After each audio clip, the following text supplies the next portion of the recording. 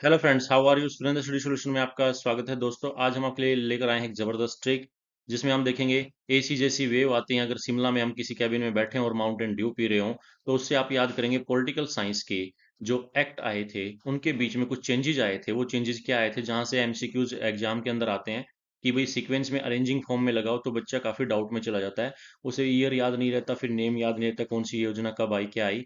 तो यहाँ पर देखेंगे हम पॉलिटिकल जब historical background of Indian constitution पढ़ते हैं हम पॉलिटी के अंदर, और उसमें कंपनी के रूल चल रहे होते हैं। और देन फिर उसके बाद जो 1857 के बाद एक चेंजेस आता है, क्राउन के पास रूल चला जाता है इंडिया का। और फिर वो वहाँ पर वो कुछ एक्ट पास किए जाते हैं। 1935 से हम सीधा डायरेक्टली क्या करते हैं, इंडियन इंडिपेंडेंस 1947 पे चले जाते हैं।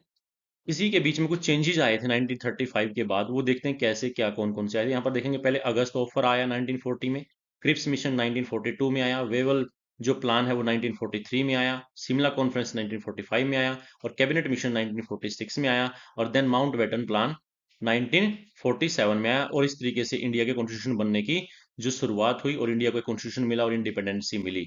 अब यहाँ पर इस सीक्वेंस को कैसे अरेंज किया गया, कैसे देखेंगे आप दोबारा ध्यान से।